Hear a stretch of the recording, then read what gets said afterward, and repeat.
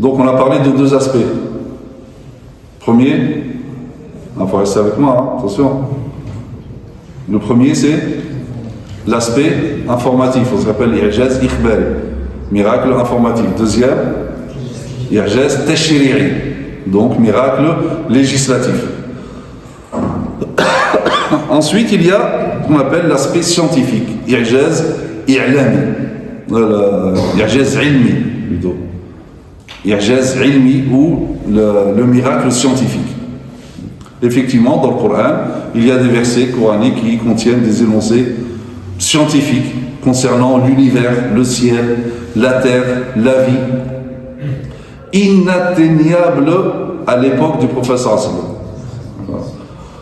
La science ne cesse de dévoiler donc des vérités scientifiques énoncées depuis des siècles d'une manière explicite ou allusive dans ce livre récité par un prophète illettré qui n'a jamais étudié ni l'astronomie, ni la cosmologie, ni la géologie, ni la science de la terre, ni la science des océans, ni la biologie, ni l'embryologie. Cheikh Zindani, Al-Majid Zindani, qui est décédé il n'y a pas très longtemps, un grand savant yéménite, un grand spécialiste de l'ijaz al-ilmi fi le Coran wa Sunna, des miracles scientifiques dans le Coran et la Sunna. Il raconte lorsque les savants musulmans ont rencontré Maurice Bucaille, donc ce savant, médecin français, mais qui après donc exerçait aux États-Unis. Donc en parlant avec Maurice Bucaille de le Coran, du prophète sallallahu alayhi wa sallam, etc., donc Maurice Bucaille leur dit: est-ce que ce livre que vous dites, dont vous parlez, le Coran, est-ce qu'il parle de l'univers? Ils lui ont dit oui. Il leur a dit: donc c'est bon, j'ai le moyen de savoir est-ce que ce livre-là émane d'un homme de l'Arabie de l'époque ou ça émane de Dieu. Comment? Il leur a dit: parce que si c'est un livre qui émane d'un homme de l'époque, il va décrire l'univers selon les connaissances de l'époque. Et forcément, ça va contredire les données scientifiques modernes. Par contre, si il décrit l'univers et ça correspond aux données scientifiques et il n'y a rien qui contredit les données scientifiques, là, forcément, ça émane d'Allah Azza wa Jal. Qu'est-ce qu'a fait Maurice Bucaille? Pendant 10 ans, il a appris l'arabe pour comprendre vraiment l'arabe comme on le comprenait à l'époque. Et c'est là où il a écrit son célèbre livre, la Bible, le Coran à la lumière des sciences modernes, que je vous conseille, de Maurice Bucaille. La Bible, le Coran à la lumière des sciences modernes. Et sa conclusion, justement, dans ce livre, il l'a écrit avant de se convertir à l'islam. Et donc il fait une comparaison entre la Bible et il relève des contradictions avec la science, des contradictions dans la Bible, etc. Je vous renvoie au livre. Par contre, au Coran, il dit déjà il n'y a aucune contradiction avec la science. Donc, comment ça se fait? Donc forcément, ce livre émane d'Allah Azza wa Jalla et non pas de l'être humain. Et bien sûr, il va se convertir à l'islam. Et d'ailleurs, lui-même dit: on ne peut pas concevoir que beaucoup d'énoncés coraniques qui ont un aspect scientifique aient été l'œuvre d'un homme en raison de l'état des connaissances à l'époque de Muhammad sallallahu alayhi wa sallam. Aussi est-il parfaitement légitime non seulement de considérer le Coran comme l'expression d'une révélation, mais encore de donner à la révélation coranique une place tout à fait à part en raison de la garantie d'authenticité qu'elle offre et de la présence d'énoncés scientifiques qui, examinés à notre époque, apparaissent comme un défi à l'explication humaine. C'est un défi. Comment le prophète a pu connaître cela?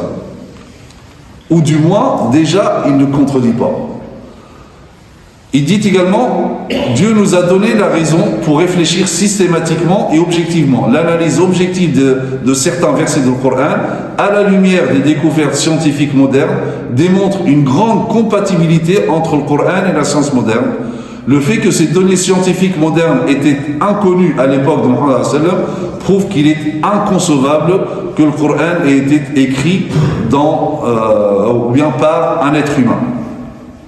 D'accord? Donc, première chose ici par rapport à l'irjaz al-ilmi, c'est que tout d'abord, il n'y a pas de contradiction dans le Coran entre ce que dit le Coran par rapport à l'univers, etc., et la science. Ça, en soi, c'est un miracle. Parce que si ça émanait d'un être humain à l'époque, forcément, il y aurait eu des contradictions. Deuxièmement, il y a même des versets donc, qui parlent de certaines vérités scientifiques. Alors, avant tout, attention, le Coran n'est pas un livre scientifique. D'accord? On va aller chercher toutes les lois de la physique, de l'astronomie, de la physique quantique, etc. Le Coran, ce n'est pas un livre scientifique. Et je sais qu'il y a des exagérations, beaucoup d'exagérations dans ce domaine. Sincèrement, et ces exagérations sont néfastes. Parce que tout excès provoque un excès dans le sens contraire. Il y a eu des exagérations, ça a poussé à certains, même musulmans, à réfuter tout l'I'jaz al-ilmi. Non, franchement, ils abusent, donc il n'y a pas. Non, il y a un juste milieu. L'I'jaz al-ilmi existe.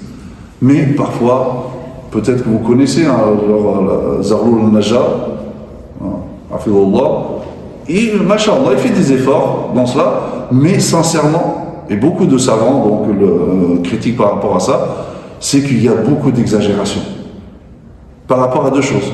Même par rapport à la vérité scientifique qu'il mentionne, des fois c'est pas vraiment des vérités scientifiques, et l'explication dans le Coran, lorsque tu entends, tu te dis waouh, le verset il a dit tout ça. C'est vraiment tiré par les cheveux. Et ça a fait beaucoup de mal. Je me rappelle, il était parti donner une conférence dans une des universités au Maroc. Et Cheikh Zarloul al-Najjar, il n'a pas l'habitude d'avoir un public devant qui lui donne la réplique, qui peuvent répondre. C'est au studio, machin, il n'y a personne. Et là, il était dans une université, il y a des étudiants.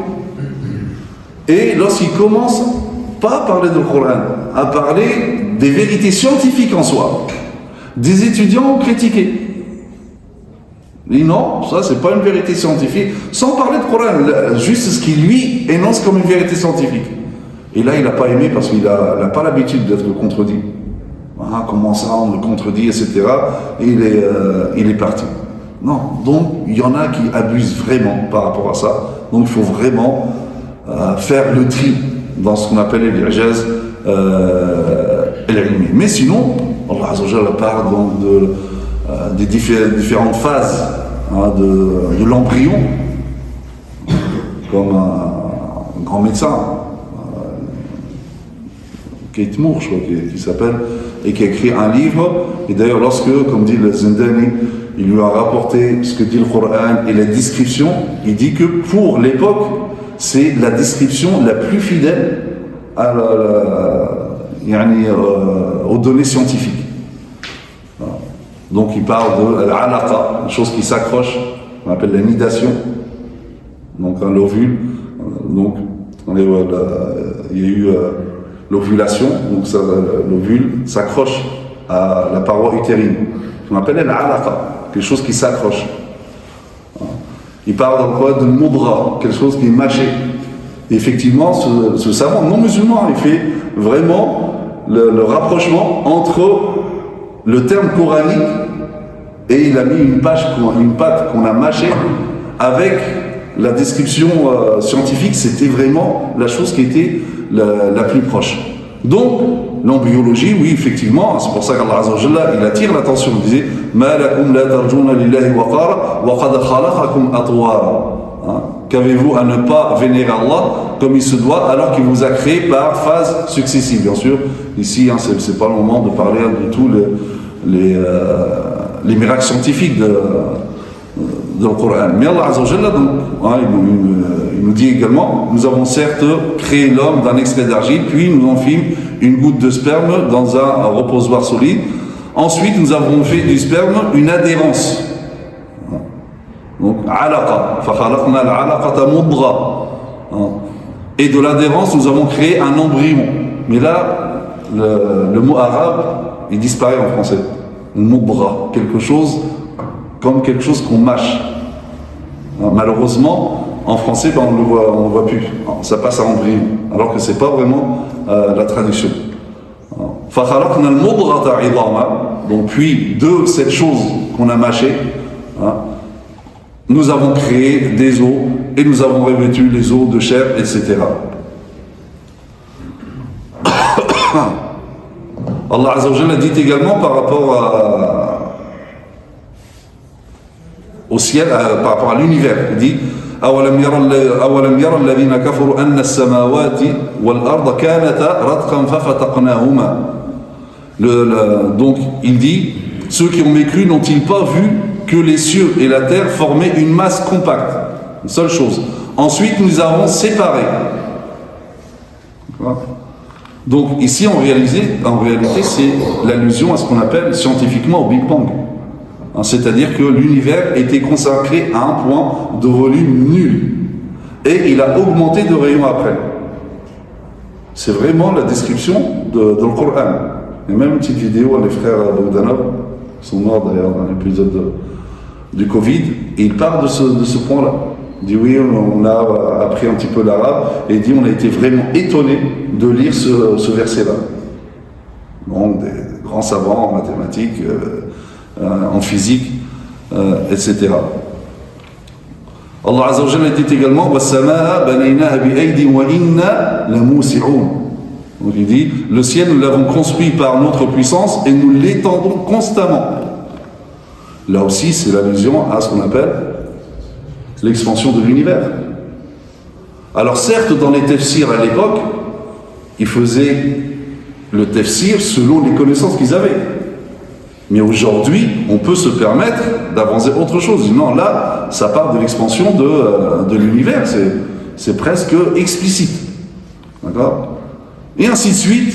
Donc, Allah Azza wa Jalla, d'ailleurs, nous dit, سَنُرِيهِمْ آيَاتِنَا فِي الْآفَاقِ وَفِي أَنفُسِهِمْ حَتَّى يَتَبَيَّنَ لَهُمْ أَنَّهُ الْحَقُّ. Nous leur montrerons nos signes dans l'univers et en eux-mêmes jusqu'à ce qu'il leur devienne évident que c'est cela, Al-Qur'an, la vérité. Donc ces trois aspects-là, donc le premier, aspect informatif, aspect scientifique, miracle scientifique, et tashri'i. Les trois aspects-là concernent aussi bien les Arabes que les non-Arabes, de tout temps, tout lieu, jusqu'au jour du jugement dernier. D'accord ? Donc ils concernent tout individu qui jouit de ses facultés mentale, celle qui analyse les choses d'une manière rationnelle, donc libérée de ses passions ou de ses préjugés, en toute lucidité et discernement.